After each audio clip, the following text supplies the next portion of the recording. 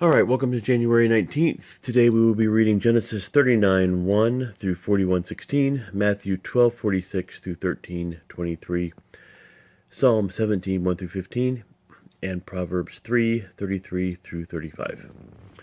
Let's hope my voice does well. It did pretty good yesterday, but we'll see how it goes today. So the first reading is from Genesis 39:1 through 41:16. When Joseph was taken to Egypt by the Ishmaelite traders, he was purchased by Potiphar, an Egyptian officer. Potiphar was captain of the guard for Pharaoh, the king of Egypt. The Lord was with Joseph, so he succeeded in everything he did as he served in the home of his Egyptian master. Potiphar noticed this and realized that the Lord was with Joseph, giving him success in everything he did. This pleased Potiphar, so he soon made Joseph his personal attendant. He put him in charge of his entire household and everything he owned. From the day Joseph was put in charge of his master's household and property, the Lord began to bless Potiphar's household for Joseph's sake. All his household affairs ran smoothly, and his crops and livestock flourished. So Potiphar gave Joseph complete administrative responsibility over everything he owned. With Joseph there, he didn't worry about a thing, except what kind of food to eat.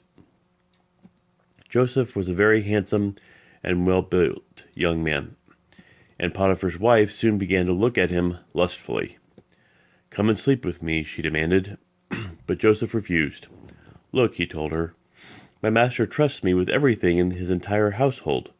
No one here has more authority than I do.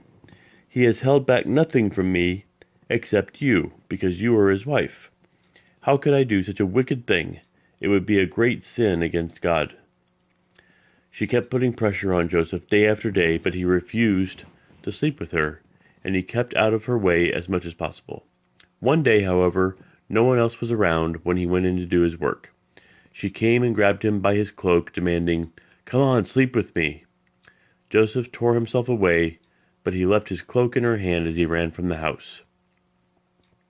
When she saw that she was holding his cloak and he had fled, she called out to her servants. Soon all the men came running.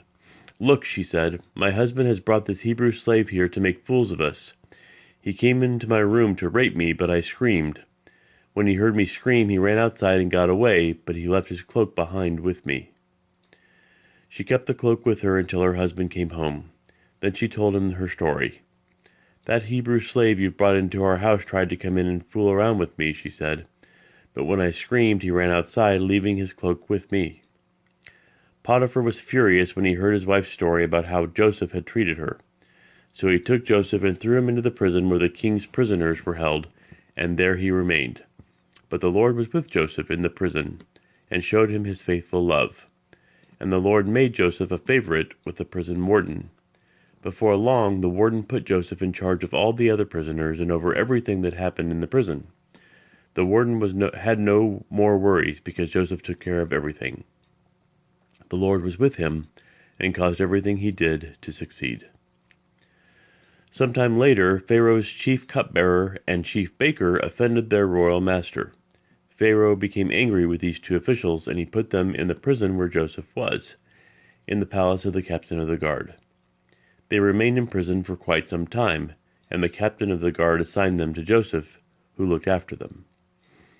While they were in prison, Pharaoh's cupbearer and baker each had a dream one night, and each dream had its own meaning. When Joseph saw them the next morning, he noticed that they both looked upset. "Why do you look so worried today?" he asked them. And they replied, "We both had dreams last night, but no one can tell us what they mean." "Interpreting dreams is God's business," Joseph replied. "Go ahead and tell me your dreams." So the chief cupbearer told Joseph his dream first. "In my dream," he said, "I saw a grapevine in front of me. The vine had 3 branches that began to bud and blossom, and soon it produced clusters of ripe grapes. I was holding Pharaoh's wine cup in my hand, so I took a cluster of grapes and squeezed the juice into the cup. Then I placed the cup in Pharaoh's hand." "This is what the dream means," Joseph said. "The 3 branches represent 3 days. Within 3 days, Pharaoh will lift you up and restore you to your position as his chief cupbearer. And please remember me and do me a favor when things go well for you. mention me to Pharaoh so he might let me out of this place, for I was kidnapped from my homeland, the land of the Hebrews, and now I'm here in prison, but I did nothing to deserve it."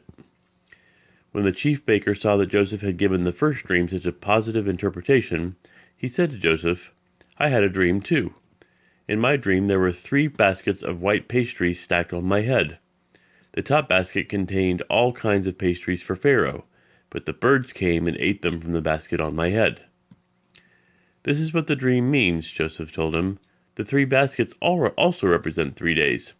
3 days from now, Pharaoh will lift you up and impale your body on a pole. Then birds will come and peck away at your flesh." Pharaoh's birthday came 3 days later, and he prepared a banquet for all his officials and staff.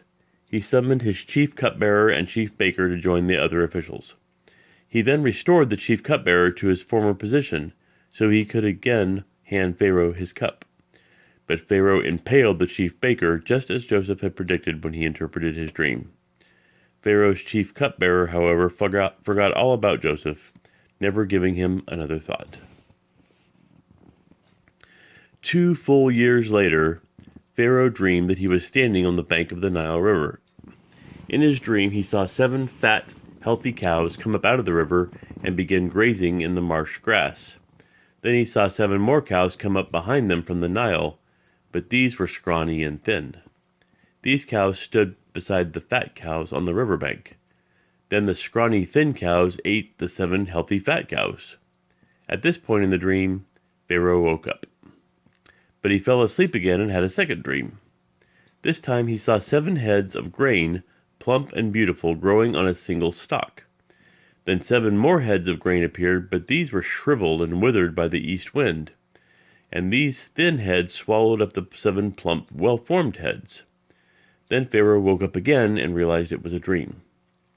The next morning, Pharaoh was very disturbed by the dreams, so he called for all the magicians and wise men of Egypt. When Pharaoh told them his dreams, not one of them could tell him what they meant.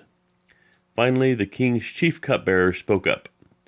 "Today I have been reminded of my failure," he told Pharaoh. "Some time ago, you were angry with the chief baker and me, and you imprisoned us in the palace of the captain of the guard. One night the chief baker and I each had a dream, and each dream had its own meaning. There was a young Hebrew man with us in the prison who was a slave of the captain of the guard. We told him our dreams, and he told us what each of our dreams meant. And everything happened just as he predicted. I was restored to my position as cupbearer, and the chief baker was executed and impaled on a pole." Pharaoh sent for Joseph at once, and he was quickly brought from the prison. After he shaved and changed his clothes, he went in and stood before Pharaoh. Then Pharaoh said to Joseph, "I had a dream last night, and no one here can tell me what it means. But I have heard that when you hear about a dream, you can interpret it." "It is beyond my power to do this," Joseph replied. "But God can tell you what it means and set you at ease."